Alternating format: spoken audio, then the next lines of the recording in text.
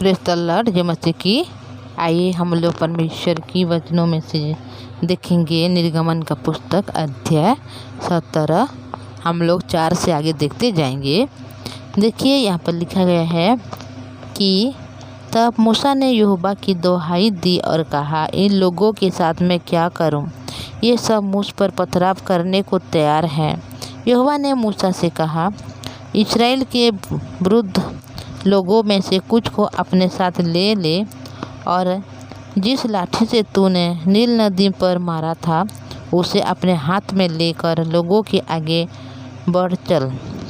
देख, मैं तेरे आगे चलकर होरेब पहाड़ की एक चट्टान पर खड़ा रहूँगा और तू उस चट्टान पर मारना, तब उसमें से पानी निकलेगा जिससे ये लोग पिएं।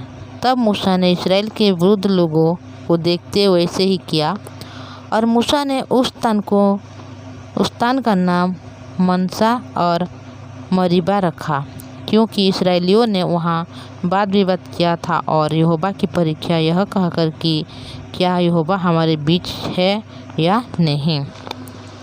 तो जब हम वचन को देखते हर एक दिन पढ़ रहे हैं और परमेश्वर के वचनों में को हम लोग सीख रहे हैं और सुन भी रहे हैं भाई और बहनों, हम इस प्रकार मनुष्य हैं कि हम कभी भी वचन को अपने हिसाब से अपनी ओर से कभी पढ़ने के लिए हमारे हृदय या मन नहीं लगता। अगर हम दुनिया की कोई बात है, कोई यूट्यूब देखना है या कोई गेम खेलना है, तो उस बात को हम लोग पहले से ही उपस्थित हो जाते हैं।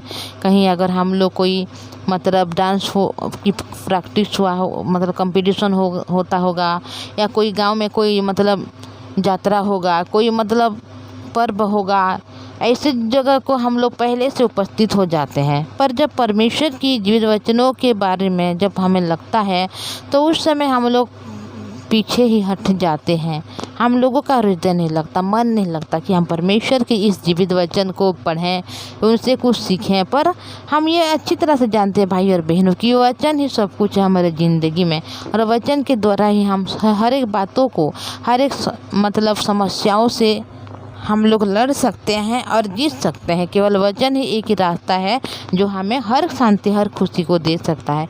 ये बात हमें अच्छी तरह से पता है। फिर भी हम मनुष्य इस प्रकार है कि हम लोग वचन की ओर ज़्यादातर नहीं आते। अगर कोई वचन प्रचार करता होगा तो उसके सामने के लिए अगर कोई बोले कि चलो हम लोग जाएंगे कि वहाँ पर परमेश्वर की वचन को प्रचार कर रहे हैं, कोई पास्टर लोग आए हैं, परमेश्वर की दास लोग आए हैं, तो हमें ऐसा लगता है कि कुछ बहाना हम बना देते हैं कि हमारी तबीयत ख़राब है या हमारे कोई काम है बोल के।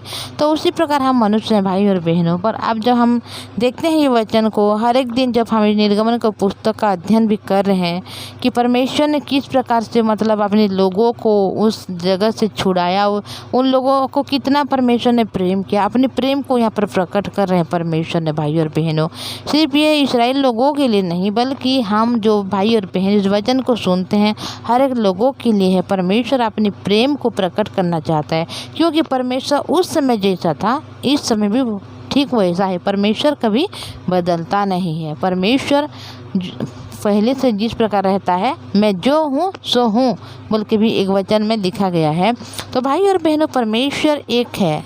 उस समय जिस प्रकार काम करता है अभी भी वैसा करता है, उस समय जिस प्रकार प्रेम करता है अभी भी वैसा प्रेम करता है। सिर्फ हम लोगों को वचन को पढ़ने की ज़रूरत है, वचन को सुनने की ज़रूरत है। अगर हम लोग वचन को पढ़ रहे हैं, सुन रहे हैं और परमेश्वर की इस विषय में हमको पता चल रहा है, अपने हृदय को परमेश्वर की वचन के साथ अगर हम लोगों का कनेक्शन हो रहा है, तो परमेश्वर हमारे हृदय में उपस्थित है। और परमेश्वर हमें इस प्रकार बनाएगा कि हम लोग वचन को सुनने के लिए अपने हाथ को रखेंगे और परमेश्वर की वचन ही हमारे जीवन में सबसे पहले स्थान को लेगा। तो भाई और बहनों, जब हम वचन सुनते हैं तो वचन में ही हम लोग अपने जीवन में हर एक दुख परिस्थिति में, हर एक समस्या में हम लोग वचन के द्वारा ही जीत पाते हैं।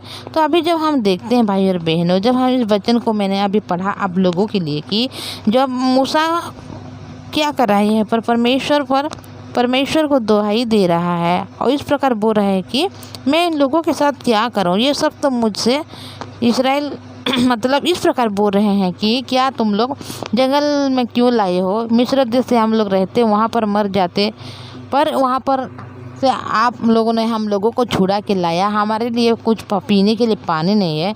प्यास के कारण हम लोगों का गला सूख गया है, कोई तो मतलब मर जा रहा है। उसी प्रकार बहुत सारे अगर बात विवाद जहाँ होता है तो आप लोग सोच लिए होंगे कि किस प्रकार जिस जगह में बात विवाद होता है किस मतलब उस जगह में किस प्रकार परिस्थिति रहता है। तो अभी इजरायली लोग इतना ज़्यादा है, 6 लाख से पुरुष केवल 6 लाख को हम लोग गिने थे, और बच्चे और स्त्री को तो छोड़ दो। तो अगर उन लोगों में से इतना ज़्यादा लोग हैं और हर एक लोग अगर मूसा को हारून को यहाँ पर बुड़बुड़ा रहे हैं, बात विवाद कर रहे हैं, तो उस जगह का माहौल आप समझ सकते हैं भाई और बहनों। अगर हमारे आसपास में कभी कोई झगड़ा करता है तो आप देखे होंगे कि किस प्रकार मतलब 2 आदमी भी झगड़ा करता होगा या एक परिवार में झगड़ा होता होगा तो उन जगह का माहौल किस प्रकार रहता है। पर अभी तो इजराइल लोगों का इतना ज़्यादा लोग है और उन लोग हर एक लोग यहाँ पर प्यास के मारे बुड़बुड़ा रहे हैं और बात विवाद कर रहे हैं। तो भाई और बहनों कितना मतलब मूसा को दुख हुआ होगा कि वह परमेश्वर की वचन को सुनकर, परमेश्वर की वचन जो आवाज़ को सुनते हुए वह इस्राएल लोगों के अगुवे के रूप में यहाँ पर काम कर रहे हैं। हर एक परिस्थिति में इस्राएलियों का वह विचार के जैसा आगे बढ़ रहा है और हर एक काम परमेश्वर उनके द्वारा करा रहा है और वो कर भी रहा है। अगर वो सब हर एक काम को ठीक से कर रहा है, अगर छोटी सी जब परिस्थिति आता है, समस्या आ रहा है इजराइल के जीवन में, तो लोग इतना बात विवाद कर रहे हैं। तो मूसा के हाथ को हम देख सकते हैं इस प्रकार कि वो इतना किया फिर भी कोई ने इनके हृदय को नहीं समझा, कोई भी उनको नहीं पहचाना है। उसको क्या समझेंगे भाई और बहनों, वो तो परमेश्वर को भी नहीं समझ पा रहे हैं।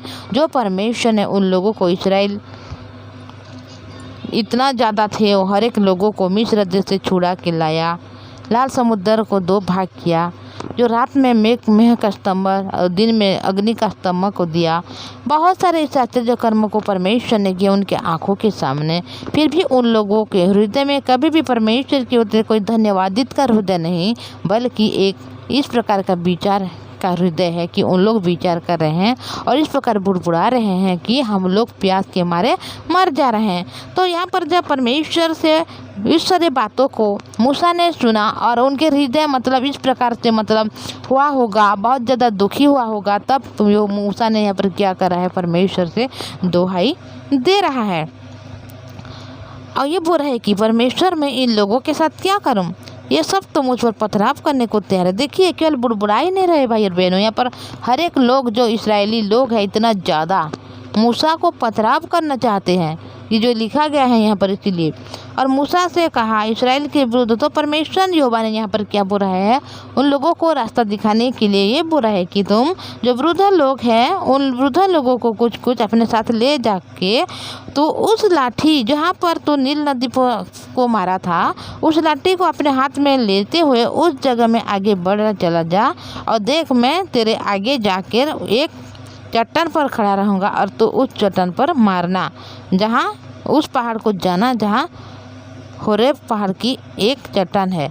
तो देखिए भाई और बहनों, परमेश्वर ने एक रास्ता को दिखा रहे हैं मूसा को कि किस प्रकार वो जो परिस्थिति है, अभी समस्या है, उनके जीवन में जो विपत्ति आ रहा है, इस्राएल लोगों ने उन लोगों को पथराव करना चाहते हैं, उनसे कैसे बचे। इस वजह से परमेश्वर ने रास्ता को दिखा रहे हैं यहाँ पर और ये बोल रहा है कि उस चट्टान पर मारना, तब उनमें से पानी निकलेगा जिससे ये लोग पिएंगे। और मूसा ने उसी प्रकार किया और जो वृद्ध लोगों को उसके साथ लेकर वैसा ही किया। और मूसा ने उस स्थान का नाम मनसा या मरीबा बोल के रखा, क्योंकि उस जगह में क्या हुआ था, वाद विवाद हुआ था और यहोवा की परीक्षा यह कहकर की गया था कि यहोवा हमारे बीच में है या नहीं। तो भाई और बहनों, हम मनुष्य हैं, कोई विपत्ति आता है तो उसी समय हम परमेश्वर को परीक्षा करते हैं और परमेश्वर के ऊपर हम लालछन लगाते हैं, परमेश्वर के ऊपर हम लोग बहुत ज़्यादा बुड़बुड़ाते हैं, बहुत क्रोध भी करते हैं, विरोध भी करते हैं। पर परमेश्वर जो है हमेशा हमें प्रेम करता है, हमेशा हमारी सुरक्षा करता है, क्योंकि परमेश्वर हमेशा हमारे बीच में रहता है। हमें लगता है कि कोई बात अगर नहीं होता है तो हमें ऐसा लगता है कि परमेश्वर हमारे पास नहीं है, पर भाई और बहनों, परमेश्वर हमेशा हमारे पास रहता है, हमारे साथ रहता है। इसी वजह से तो आज हम लोग जीवित है। जब परमेश्वर हमें छोड़ देंगे तो उस समय ही हम लोग क्या करेंगे, इस पृथ्वी से हमेशा के लिए मिट जाएंगे, मर ही जाएंगे। तो भाई और बहनों, ये हम लोगों के लिए बहुत अनुग्रह की बात है कि आज हम लोग जीवित है और परमेश्वर की इस जीवित वचन को भी सुन रहे हैं। हम मनुष्य इस दुनिया में है, इस पृथ्वी में वास करते हैं और जो हमारे आत्मा है, उन आत्माओं के लिए जो हमारे अंदर में है, उस आत्मा के लिए हम परमेश्वर के वचन को सुनते हैं ताकि हमारी आत्मा कभी नाश ना हो, बल्कि हमारी आत्मा जो अंदर में है, जो वो कभी मरता नहीं है, उसके लिए परमेश्वर की अनुग्रह की दया के द्वारा हम लोग उस स्वर्ग राज्य में जा सकें जो परमेश्वर ने हम सबों के लिए तैयार करके पहले से रखा है। तो भाई और बहनों, हम बुड़बुड़ाने वाले हैं, पर परमेश्वर की वचन अगर हम डेली सुनेंगे, उस वचन को पढ़ेंगे, तो हम उसी प्रकार मनुष्य नहीं रहेंगे, क्योंकि परमेश्वर हमारे हृदय में जब आकर वह स्थापित हो जाता है, हमारे हृदय में जब वास करता है, तो उसी समय हम परमेश्वर के लोग हो जाते हैं और परमेश्वर हमारे हृदय में काम करता है। हाँ, हो सकता है हम मनुष्य हैं, जितना दिन हम जिएंगे तो उसी समय हमारे हृदय में, हमारे मन में उसी प्रकार धारणा होगी, पर परमेश्वर हर एक धारणा से, हर एक समस्याओं से, हर एक मुसीबतों से, हर एक परिस्थिति से बचा सकता है हमें, क्योंकि परमेश्वर चट्टान से पानी को निकालने वाला परमेश्वर है। तो भाई और बहनों, परमेश्वर का प्रेम आपने देखा, आपने जान लिया कि किस प्रकार इस्राएल लोगों को चट्टान से परमेश्वर ने पानी को बाहर निकाला है। तो मैं इतना बोलूँगी भाई और बहनों, आगे हम लोग हर एक बातों को देखेंगे, परमेश्वर की वचन से सुनेंगे और समझेंगे भी। तो इतना बोलूँगी। तो मैं रिक्वेस्ट करना चाहूँगी, अगर आप इस चैनल में नई है तो कृपया इस चैनल को सब्सक्राइब कीजिए, लाइक और शेयर कीजिएगा। तो प्रार्थना करेंगे भाई और बहनों, आइए प्रार्थना करेंगे। पवित्र परमेश्वर पिताजी, धन्यवाद आपकी दया करुणा के लिए। प्रभु जी, आपने हमारी हर बातों को सुनते हैं, हमारी हर ज़रूरतों को पूरा करते हैं, हमारी हर समस्या का समाधान करते हैं प्रभु जी।